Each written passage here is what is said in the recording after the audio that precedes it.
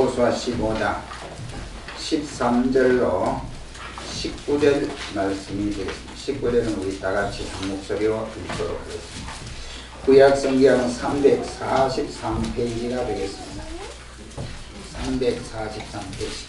여호와께서 여호수아에게 명하신 대로 여호수아가 기럇 아르바 곧 헤브론 성을 유다 자손 중에서 분깃으로 여분의 아들 갈렙에게 주었으니 아르바는 아낙의 아비였더라.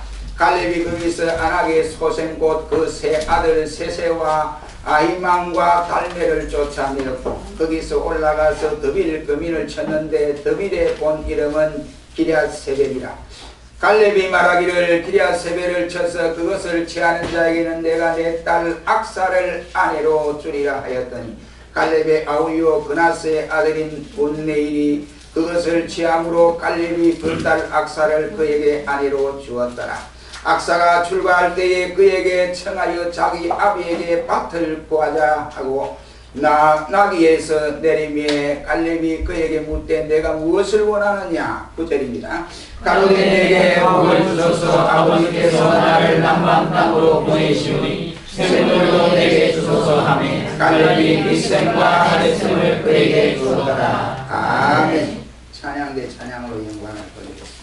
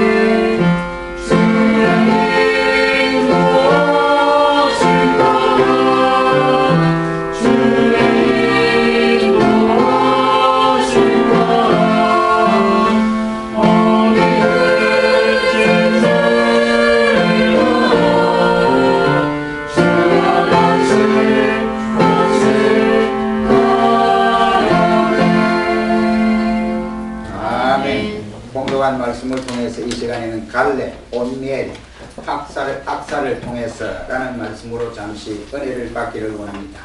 오늘의 이 시대를 빌려서 우리는 급변하는 시대다 이렇게 말들을 하고 있습니다. 실용성이 없으면 가치를 인정하지 않는 시대라고 할 수 있습니다. 그래서 각 분야에서 창조적인 활동을 해야 됩니다. 과거의 산업 사회를 이끌어온 사람들은 화이트 칼라, 블루 칼라라는 말을 사용하기도 했습니다. 화이트 칼라는 학력이 있고 사무실에서 앉아서 일을 하는 사람을 일러서 화이트 칼라라고 하고, 블루 칼라라고 하는 사람은 힘써 현장에서 땀을 흘리면서 일을 하는 사람을 일러서 블루 칼라라고 말을 했습니다. 21세기에 들어와서는 더 한 말이 더 생겼는데 골드 칼라라고 해서 곽강을 받는 이와 같은 일들이 있음을 보입니다. 새로운 인재가 곽강을 받고 있습니다. 이 골드 칼라라는 말은 다른 것이 아니라 학력이나 경력보다도 자발성과 창의성에 마음을 두고 있다라고 할 수 있습니다. 이제 우리 사회는 성실 건면한 사람이 잘 돼야 되는데, 성실 건면한 사람은 별 볼 일이 없고 두뇌의 경쟁 시대가 왔기 때문에 하드싱크가 성공적인 삶을 이룰 수 있다, 이렇게 주장하는 분들도 있습니다. 어떤 사람은 유머 감각이 있어야 성공을 한다, 이렇게 말들을 합니다. 그 이유는 자기 자신만 즐겁게 하는 것이 아니라 남도 즐겁게 해 주어야 인정을 받고 사업에도 이와 같이 능력을 발휘한다고 합니다. 또 혹자는 말하기를 리더십이 있어야 한다, 이렇게 주장을 합니다. 혼자 강한 것이 아니고 혼자 모든 것을 지도하는 것이 아니고 아랫사람에게 능력을 발굴해서 그 아랫사람에게 일을 맡겨서 일을 하는 것이 효율적인 방법이다 라고 이렇게 말을 합니다. 이러한 말들을 주장하는 사람들은 경제학자들이 이렇게 주장하고 사회학자들이 이렇게 주장을 하고 있습니다. 그들의 성공 모방을 받으려고 요즘 젊은이들이 여기 기울이고 저기 기울이고, 그래서 기웃기웃하는 젊은이들이 많다고 합니다. 우리 책방에 가도 성공하는 비결 해가지고 책들이 무지하게 많이 나와 있습니다. 그래서 그 책을 보고 그대로 따라하려고 하는 젊은이들도 없지 않아 있습니다. 저는 이러한 사실들을 다 부정하는 것은 아닙니다. 그러나 분명한 성공의 방법은 딱 한 가지밖에 없다고 저는 생각을 합니다. 그것은 어디냐? 우리 하나님에게서 찾아야 한다, 이런 말입니다. 다시 말하면 성경 속에서 성공의 비결을 찾아라, 이런 말씀이 되겠습니다. 성공한 사람의 모델들이 성경에 많이 기록되어 있습니다. 21세기가 요구하는 사람을 저는 오늘 본문에서 이 세 사람을 통해서 우리가 생각해 보기를 원합니다. 그래서 이 세 사람 갈렙 그리고 온니엘, 악사를 통해서 우리의 삶의 모델이 되었으면 하는 것입니다. 첫째로 갈렙은 오늘 봉독한 본문 13절로 17절 말씀과 또한 14장 7절 말씀에서 말을 잘 해주고 있습니다. 갈렙은 14장 7절 말씀에 자신이 고백한 대로 자신은 성실한 사람이었다 라고 이렇게 고백을 합니다. 14장 7절에 내 마음의 성실한 대로 하나님을 섬겼다 라고 말씀을 합니다. NIV 성경은 이 구절을 해석을 하기를 나의 확신에 따라 라는 말로 이와 같이 해석을 하고 있습니다. 신실한 사람, 이 사람은 다른 것이 아니라 확신이 있는 사람이다, 이런 말이에요. 확신이 없이 그냥 이것도 그렇고 저것도 그렇고 이리 옮겼다가 저리 옮겼다가 왔다 갔다 하는 사람은 확신이 있는 사람이 아니다, 이 말이에요. 이 확신은 자기 의지나 결단에서 오는 것이 아니고 믿음에 철저하게 근거에 이런 사람이다, 이런 말입니다. 그는 이렇게 말을 합니다. 나는 나의 하나님 여호와를 온전히 쫓았다 라고 고백을 하고 있습니다. 여기 온전하다 이 말은 끝까지 이란 말이 되겠습니다. 끝까지가 대단히 중요하다 이 말이에요. 다같이 우리가 이 출발은 잘하지요. 출발은 잘하는데 중간에 가다가 포기를 하는 사람도 있고, 또 마지막 이와 같이 고린 지점에 가서 끝까지 해야 되는데 하지 못하고 낙오해버리는 이러한 경우들도 대단히 많습니다. 그러므로 신실하다고 하는 것은 끝까지 변함이 없어야 하는 것입니다. 변함이 있는 사람을 일러서 우리는 신실한 사람이다 라고 말은 하지 않습니다. 변함이 없이 교회를 섬기고 형제를 사랑하려면 하나님만 바라보고 내세 상급을 바라보고 일을 하자 이 말입니다. 그러므로 사람을 보아서는 아니 된다 이 말이에요. 내가 이미 얻었다 함도 아니요 온전히 이루었다 함도 아니라 오직 내가 예수 그리스도께 잡힐 바 된 그것을 잡으려고 쫓아가노라. 형제들아, 나는 아직 내가 잡은 줄로 여기지 아니하고 오직 한 일, 즉 뒤에 있는 것은 잊어버리고 앞에 있는 것을 잡으려고 표대를 향하여 그리스도 예수 안에서 하나님이 위에서 부르시는 그 부르심의 상을 위하여 쫓아간다고 바울 사도는 고백을 하고 있습니다. 그는 상급을 바라보고 오직 모든 일에 견디면서 주님을 신실하게 섬겼노라고 고백을 했습니다. 갈렙이 원하는 대로 여호수아에게 말을 합니다. 나는 저 돌짝밭 헤브론 땅을 주세요 라고 했습니다. 세상에 지금 갈렙이 가나안에 들어가는데 아주 1등 공신을 한 사람입니다. 그런데 여호수아의 지도자 여호수아에게 하는 말이 아무도 원하지 아니하는 헤브론 산지를 자기에게 달라고 했습니다. 그래서 여호수아가 그 헤브론을 갈렙에게 주었습니다. 그때 나이 갈렙은 85세였다 라고 했습니다. 그는 약속한 대로 산지 헤브론을 정복을 했습니다. 거기서 아낙 소생 세 아들 세세와 아히만과 달베를 내쫓았다 라고 했습니다. 오늘 본문에 보면 이어서 더빌이라고 하는 것에 올라가서 전쟁을 해야 하는데 갈렙이 아마 조금 이 힘이 좀 빠진 것 같습니다. 그래서 그때에 갈렙이 이와 같이 오늘 본문에서 말씀한 대로 이 더빌을 정복하는 자에게는 내가 내 딸 악사를 그에게 아내로 주겠다 라고 이렇게 공언을 했습니다. 이 말씀을 통해서 우리는 갈렙이 얼마나 신실한 사람이며 약속을 잘 이행하는 사람인가 하는 것을 알 수가 있습니다. 말만 하는 것이 아니고 끝까지 약속을 지키는 그의 인격이 대단히 중요하다 이런 말이. 오늘날 많은 사람들이 얼마나 많이 남발을 합니까? 앞에서 사람들 앞에서 이랬다 저랬다 온갖 좋은 말로만 이와 같이 화려하게 말을 꾸미는데 끝까지 가지 못하고 그만 되돌아서 버리는, 자기 마음에 맞지 않으면 이와 같이 반역을 하고 돌아서 버리는 이러한 사람들이 얼마나 많습니까? 그런 가운데 이 갈렙의 모습을 보면 정말로 신실하고 인격자다운 인격의 모습을 우리에게 보여준다라고 할 수 있습니다. 온니엘이 더비를 정복하고 돌아올 때 약속대로 그의 딸 악사를 아내로 맡게 했습니다. 그의 정직성을 엿볼 수 있습니다. 그리고 윗셈을 요구하는 그의 딸에게 아내셈까지 주었다고 하는 것은 갈렙의 마음이 너무나 넓고 넉넉한 마음을 가지고 있다 하는 것을 볼 수가 있습니다. 갈라디아 5장 말씀에 보면 사도 바울은 성령의 9가지 열매를 우리에게 말씀을 해주시면서 그 열매로 익어가는 사람들이 모두가 완전한 인격을 다루고 있음을 볼 수 있습니다. 하나님은 내가 어떤 일을 하느냐 하는 것보다도 내가 지금 누구냐 하는 이것에 관심이 더 많다고 생각을 합니다. 하나님의 일을 하는 것보다 더 중요한 것은 하나님의 사람이 되는 것입니다.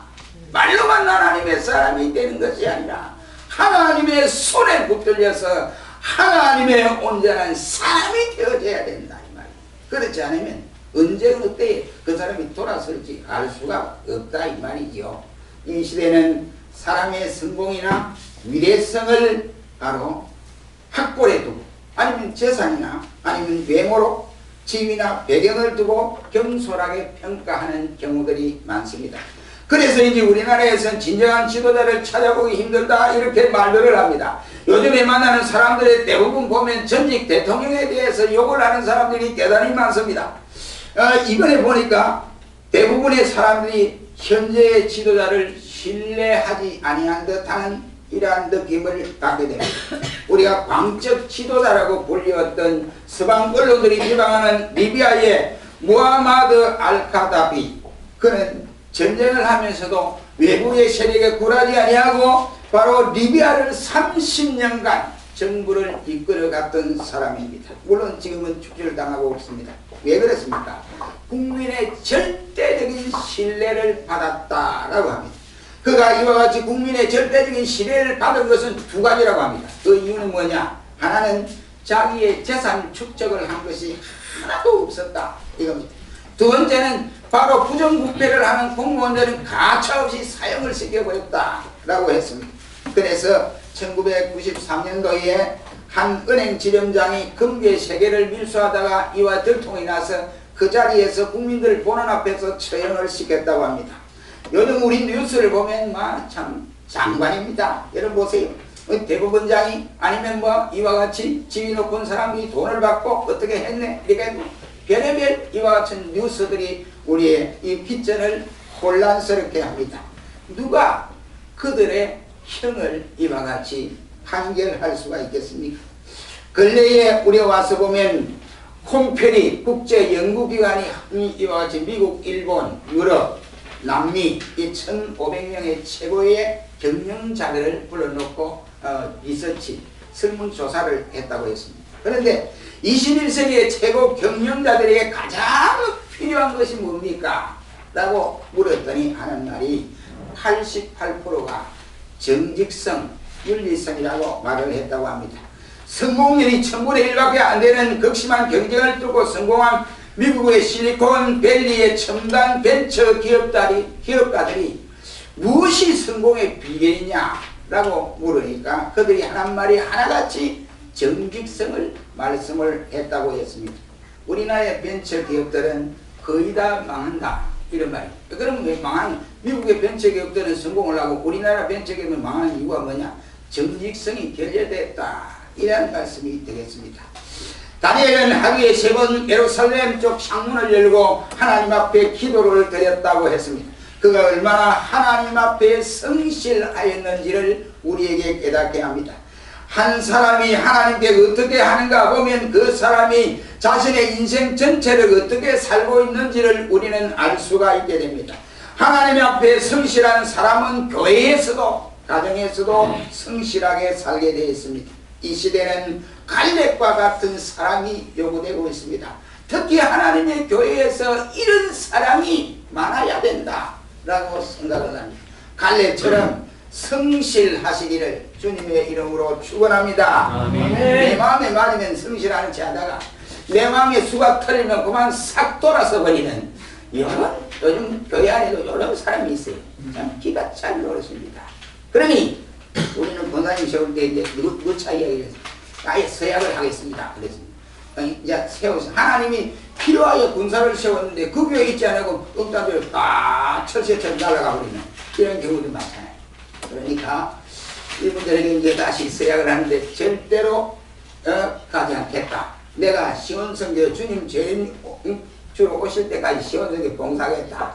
이런 선서를 하잖아요. 안 줄 생각입니다. 왜 그러느냐? 하나님이 필요하여 세운 거예요. 하나님이 그 당시에 세우실 때는 여러분을 신실하기 때문에 뽑아서 세워주시는 겁니다. 그러므로 그 변하면 안 돼요. 갈렙처럼 변하지 않기를 주의 이름으로 축원합니다. 처음에는 신실한 체 하다가 나중에는 사람을 속이고 하나님을 속이고 교회를 해롭게 해서는 안 된다 이런 말입니다. 갈렙처럼 변함이 없어야 합니다. 갈렙처럼 성실해야 한다 이 말이. 두 번째는 17절 말씀에 온니엘이라고 하는 사람입니다. 이 온니엘은 바로 용기의 사람이라고 할 수 있습니다.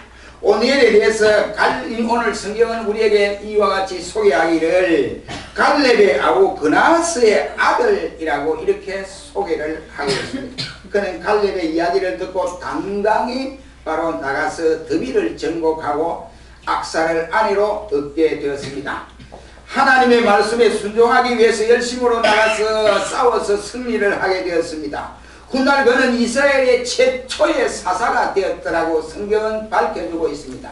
이스라엘이 위급한 지경에 이르렀을 때에 사사기 3장 9장 말씀에 보면 이스라엘이 여호와께 부르짖으며 여호와께서 그들을 위하여 한 구원자를 세우시니 그는 곧 갈렙의 아우 그나스의 아들 온니엘이라고 말씀을 합니다. 하나님의 신이 그에게 임하여 전쟁에서 이기고 그가 사는 동안에 이스라엘의 평화가 임했다라고 말씀을 하고 있습니다. 온니엘의 용기에서 우리가 배울 수 있는 중요한 것은 작은 일에 충성하는 사람은 하나님께서 큰 일을 맡겨준다 이 말이에요. 작은 일에 불충한 사람이 절대로 큰 일을 할 수 없다는 말이 되겠습니다. 한 지역의 전쟁에 참가하여 용기 있게 싸워 이길 때에 하나님께서 이스라엘 전체의 지도자로 세워서 백성들을 돌보게 하신 사실을 우리가 볼 수 있게 됩니다. 또한 온니엘이 싸워 이긴 힘의 비결이 자기에게 있는 것이 아니라 하나님의 신이 그에게 임했다라고 말씀을 하고 있습니다. 이것을 보면 용기와 힘의 출처가 어디에서부터 나오느냐 하는 것을 우리에게 깨닫게 합니다.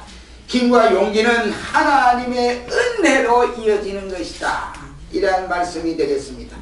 구원의 역사는 사람의 힘에 의해서 이루어지는 것이 아니고 성령의 권능에 의해서 이루어지는 것입니다. 저는 용기와 믿음은 비례를 한다고 생각을 하고 있습니다. 그래서 신앙의 용기라고 이렇게 말을 할 수 있습니다. 용기가 정말로 필요한 시대지 않습니까? 오늘의 교회도 용기 있는 신앙의 사람이 필요합니다. 이 시대가 왜 그러느냐? 왜 이 용기 있는 사람이 필요하느냐? 믿음이 없기 때문에 그러하다 이란 말입니다. 분위기에 휩쓸리지 아니하고 진리의 말씀에 굳게 서서 우리의 성경 말씀대로 예 아니면 아니요 이 두 개 중에 하나를 선택해야 하는 것입니다. 과연 우리는 이 두 개를 놓고 분명하게 예라고 선택하는 사람들이 얼마나 될까 하는 것입니다.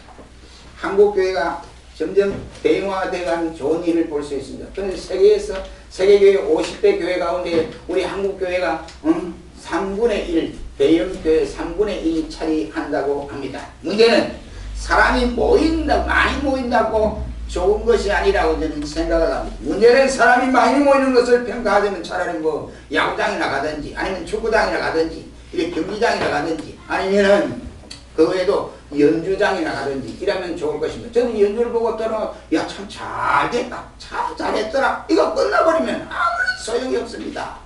하나님의 말씀을 듣고 그 말씀을 내 가슴에 새기고 한 일주일 동안 살아가야 하는데 그 말씀을 새기지 못하고 듣고 교회 문을 열고 나가자마자 그냥 다 까먹어버립니다.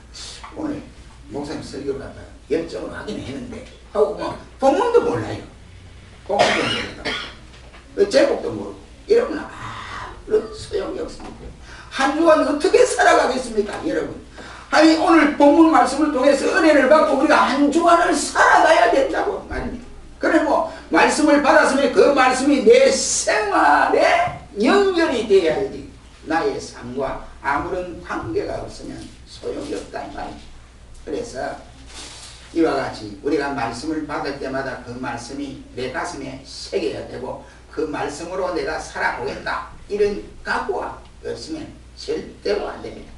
분명히 말씀을 분명하게 믿고 지금도 말씀대로 이루어지는 확신을 가지고 우리가 살아가야 됩니다. 특별히 우리는 이렇게 살아갈 때에 우리가 가정도 든든하고 교회도 든든하고 사회가 든든할 수 있습니다. 그런데 여러분 안타깝게도 우리 한국에 이상하게 이혼율이 많아지고 있어요. 이혼율이 많아지고 가정 파괴지요.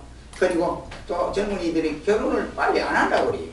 뭐 이래가지고 서로 이렇게 연결시켜주면 아이고 아직은 멀었습니다 이러고 자꾸 뒤로 빼고 이게 좀 좋은 현상은 아니라고 생각합니다. 그리고 어떻습니까? 세계에서 정형외과 참 성형수술을 제일 많이 하는 데가 대한민국이라고 이름이 나 있습니다.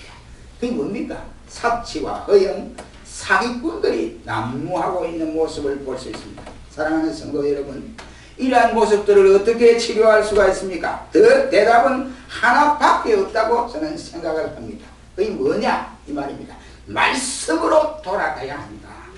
말씀에 붙잡혀야 된다. 내가 말씀 앞에 설 때 이 문제가 해결될 수 있다. 이 말이에요. 하나님의 신이 나와 함께 할 때 문제가 해결될 수 있다. 그래서 오늘같이 용기 있는 사람이 오늘날 꼭 교회 속에 필요하고 사회 속에 필요한 것입니다. 이 시대는 용기 있는 자가 필요합니다. 투사가 아니라 이 말입니다. 하나님이 함께 하심을 믿고 생명을 걸고 악한 죄악과 싸울 신앙의 용기가 필요하다. 이런 말. 하나님께서 여호수아에게 말씀한 때가 있습니다. 내가 너와 함께 할 것이니 마음을 강하게 하고 담대히 하라고 한 일이 있습니다. 이스라엘의 임마누엘의 신앙입니다. 이 신앙의 확신이 있는 자가 이 시대에 꼭 필요하다 이런 말씀이 되겠습니다. KBS가 이제 이 지구상에서 제일 높은 고지에 살고 있는 사람 취재를 갔습니다. 그런데 그 티베트 공원에 취재를 갔는데 그 6,300m 고지에 한 사람이 살고 있었습니다. 꼬라랑둥이라고 하는 지역인데요. 그 지역에 이제 살고 있는데 그 취재를 하는데 그날 취재는 영하 20도가 되더라고요. 밤이 되니까 더 춥더라는 거예요. 그런데 밤에 캄캄한 밤에 까르마라고 하는 사람이 그 밤에 설멋이 나가더라고요. 밖으로 나가더라고요. 담요 하나를 가지고. 그래서 취재진이 따라가면서 어디 가십니까? 이러니까 예, 제 양떼를 보호하기 위해서 가야 됩니다. 이러죠. 그래서 양떼가 밤에 누가 이 목동이 보호하지 않으면 이리떼가 와서 양떼를 물고 가고 이렇게 피해를 봅니다. 그래서 담요 한 장을 몸에 안고 이것 몸을 의지하고 양떼를 지킨다 라고 하더라는 겁니다. 사랑하는 성도 여러분, 아는 것도 없고 가진 것도 없고 고산 오지의 목자가 자기 양떼를 지키기 위해서 그 추운 밤에 양떼 틈에 있었다고 한다면 우리의 목자양 되신 예수 그리스도께서는 어찌 우리 곁에 계시지 않겠느냐 이 말입니다. 우리의 주님이 까르마시보다 못합니까? 아니지 않습니까? 주님이 나와 함께 하심을 확신하시기를 바랍니다. 그러면 은혜처럼 하나님의 신이 함께할 때 우리 모든 일을 감당할 수 있습니다. 하나님이 함께하심을 믿는 임마누엘 확신이 바로 용기다 이런 말입니다. 이것이 필요한 시대입니다. 이런 사람이 필요하기에 용기 있는 사람이 바로 성공할 수가 있다 말이에요. 용기 있는 사람, 운리엘과 같은 모두가 되시기를 주의 이름으로 축원합니다. 마지막으로 18절로 19절 말씀해 보면 악사가 나타납니다. 이 악사는 어떤 사람이냐? 기도의 사람이다 이 말입니다. 이 악사는 출가할 때 밭을 구하고 샘도 구했습니다. 내게 복을 주소서 간구하는 말씀에서 우리 자신의 모습을 엿볼 수 있습니다. 집에서 키워주고 도와주었으면 되는 것이 시집 가는데 이와 같이 달라고 하는 것이 그렇게 많느냐 이런 말이. 그런데도 아버지의 입장에 갈렙의 입장에서는 그래서 다 준 겁니다. 다 주었습니다. 우리 풍습에도 이런 말들이 있죠. 시집가는 딸은 하나라도 더 가지고 가고 싶어서 안 달란다 이런 말이 있습니다. 아버지 갈렙은 윗셈과 아랫셈을 자기 땐 악사에게 주었습니다. 높은 지역과 낮은 지역에 있는 셈이라고 할 수 있습니다. 처리 없이 요구되는 악사의 모습과 구하지 아니한 아랫셈까지도 주었던 갈렙의 모습에서 무조건 달라고 하는 악사와 지나친 욕심이지만 허락하는 갈렙의 모습에서 우리는 하나님 앞에 기도를 이렇게 해야 한다. 이것을 느끼지 않습니까?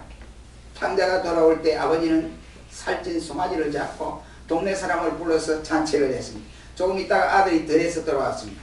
화가 났습니다. 아버지, 나 친구를 위해서는 이와 같이 잔치도 조그마한 송아지 새끼도 잡아서 잔치를 하는지만 저 탕자 바로 자기 재산을 가지고 다 탕진한 저 자식이 돌아오는데 이렇게 잔치를 베풉니까? 라고 이렇게 말을 했습니다. 그때 아버지의 마음이 어떻겠습니까? 아버지가 큰 아들에게 말을 합니다. 내 것이 네 것이니라 이런 말이에요. 내 것이 네 것이다 이 말. 이 말은 뭐냐? 내게 구하지 아니하였느냐 이런 말로 들리지 않습니까? 사랑하는 성도 여러분, 하나님께서 우리에게 내 것이 다 너희의 것이다 라고 말씀을 합니다. 하나님께서 강구하시기를 바라고 있습니다. 구하는 자에게 하나님이 주실 줄로 믿습니다. 너희는 마음에 근심하지 말아라. 하나님을 믿으니 또 나를 믿으라 그 말씀을 하셨습니다. 또 제자들에게 하는 말이 내 이름으로 무엇이든지 내게 구하면 내가 다 시행하리라. 요한복음 14장 14절에 약속을 했습니다. 우리가 기도하지 아니하고 불평하고 근심하고 원망할 때가 얼마나 많이 있습니까? 하나님은 우리의 아버지십니다. 우리의 신랑 되시는 분은 다름이 아니라 예수님이십니다. 우리는 신앙의 정제를 지켜야만이 주님의 신부로서 역할을 다하게 되는 것입니다. 그러니 아버지에게 요구하는 것처럼 무엇이든지 하나님이 주시는데 어떻게 주냐? 차고 흔들어 넘치도록 허락해 주겠다라고 약속을 했습니다. 미국의 한 제재소 직원이 한날 출근을 또 했는데 하니까 자기 책상 위에 사장이 이제는 더 이상 너는 나오지 마라 이렇게 써놨더라고요. 그러니까 그 통지는 바로 너는 회사 그만두라 이런 말이 아닙니까? 그래서 회사를 그만두고 그냥 마음이 괴로워서 있을 수가 없습니다. 이 사람 저 사람 이렇게 다니면서 내가 뭐 좀 해보려고 하는데 좀 취직 좀 안 되는 거예요. 그래서 가지고 있는 퇴직금과 가지고 조금 모아놓은 그 가지고 이 일 저 일 해보다 다 실패로 돌아가고 가슴 속에 남아있는 것이 복수심밖에 없습니다. 이놈의 사장 어떻게 내가 아무 잘못도 없는데 어느 날 나를 이렇게 실직을 하게 하는구나. 이 복수심이 불탔습니다. 그러고 나서 이 사장을 내가 어떻게 하면 이 복수를 할까 이런 와중에 자기 부인에게 그랬습니다. 나는 더 이상 할 것이 없어. 그러니까 더 이상 내가 할 것이라고 하나도 없어. 해봐야 안 되고 하니까 난 이제 할 거 없어. 이랬는데 부인이 하는 말이 당신 하나 빠진 것이 있어. 그래서 이게 뭔데? 그러니까 하나님 앞에 물어보세요. 그게 빠졌지 않습니까? 하나님 앞에 기도해 봅시다. 우리가 전심을 다해서 하나님 앞에 기도해보고 그때 안 되면 우리가 포기를 해도 늦지 않습니다. 기도해 봅시다. 그랬는데 기도를 하고 나니까 이상하게 마음이 감동이 되고 감동이 되어서 복수하려고 하는 그 사랑이 복수심이 없어지고 도리어 그 사랑을 위해서 기도가 나오더랍니다. 그래서 조그마한 건설 회사를 시작했는데 조금씩 이렇게 성장을 하다가 자기 눈에는 그 건설 회사가 눈에 안 차는 거예요. 왜냐면 호텔을 보니까 전부 제약을 짓는 이런 호텔이고 또 너무 값이 비싸고 이렇게 해서 안 되겠다. 그래서 하나님 앞에 기도하기를 하나님 크리스찬이 경영하는 호텔 하나 주십시오. 이렇게 기도하기 시작된 것이 세계적인 홀리데이인이 되었습니다. 이분이 바로 홀리데이 창업자인 캐몬스 윌슨이라고 하는 사람입니다. 사랑하는 성도 여러분, 이 시대는 기도의 사람을 요구하고 있습니다. 왜 그렇습니까? 문제가 하도 많기 때문에 그러한 것입니다. 그러나 세상 사람들은 문제가 생기면 어떡합니까? 자기 마음대로 자기 방식대로 일을 처리하려고 합니다. 그러다가 뭐 안 되면 한강에 가서 뭐 그만 투신 자살을 하는 이런 경우들도 많습니다. 사랑하는 성도 여러분, 우리의 삶이 여러 가지 문제에 직면하게 되는 경우가 있습니다. 그때마다 우리는 어떠한 액션을 취해야 되느냐? 기도만이 우리의 해결밖에 되지 않습니다. 기도만이 해결할 수 있는 방편이다. 이라는 말씀이 되겠습니다. 기도가 필요가 없는 예수님 자신도 바로 기도 외에는 이런 능력을 행할 수 없느니라고 제자들에게 말씀을 했습니다. 공생애를 예수님이 시작할 때부터 겟세마네 동산의 그 간절한 순간까지 그리고 십자가상에서 세상을 이와 같이 세상에서 뜨실 때까지 기도하셨습니다. 기도하는 사람이 성공하는 사람임을 믿으시기를 주의 이름으로 축원합니다. 결론은 됐습니다. 시내산에 가보면 옛날에는 그 올라가는 계단이 이렇게 만들어지지 않은 지금 이렇게 계단을 만들어지고 상당히 오래됐습니다. 그런데 그 계단을 만들었기 때문에 연세 많은 분들도 시내산 꼭대기까지 올라갈 수 있습니다. 그런데 누가 이렇게 만들었느냐? 그 계단 수가 상당하거든요. 누가 만들었느냐? 한 수도사가, 이름 없는 수도사가 평생을 거쳐서 그 계단을 만들고 돌아가셨습니다. 이런 이야기를 들었습니다. 그 이야기를 듣고 마음이 들었습니다. 기름도 없이 빛도 없이 이 일을 위해서 평생을 살다가 간 사람이다. 이 말.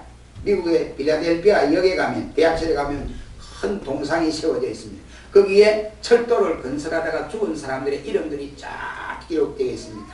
저 사람들 때문에 많은 사람들이 편하게 철도를 이용할 수 있구나 생각이 들었습니다. 사랑하는 성도 여러분, 세상이 온통 어둡지 않습니까? 이럴 때 우리는 어떻게 살아야 합니까? 성도답게 살아야지요. 바로 세상의 소금이 되어야 됩니다. 바닷물이 썩지 않고 살아서 생명체가 사는 것은 바닷물 속에 소금이 2.78% 때문이라고 합니다. 이런 의문이 드는 사람도 있을 것입니다. 우리가 아무리 바로 살아본다고 세상이 변하겠느냐? 그니 바로 살아도 소용이 없더라. 그러니까 우리도 뭐 저들처럼 같이 뭐 이렇게 뒹굴고 살면 되지 뭐 이렇게 말을 하는 사람이 있습니다. 그러나 그렇지 않습니다. 우리가 바로 살게 되면 세상이 변합니다. 왜 그렇습니까? 하나님이 책임져 주시기 때문에 그렇습니다. 우리 교회도 변해야 된다 이 말이에요. 변하려면 우리가 오늘 본문에 나타나는 갈렙처럼 신실한 자가 많아져야 됩니다. 온니엘처럼 하나님의 신이 함께하는 용기 있는 신앙의 소유자가 되어야 되고 악사처럼 기도하면서 사는 사람이 되어야 됩니다. 그러므로 우리는 갈렙과 같이 온니엘과 같이 익사와 박사와 같은 우리 모든 교우들이 되시기를 주님의 이름으로 축원합니다. 기도하겠습니다.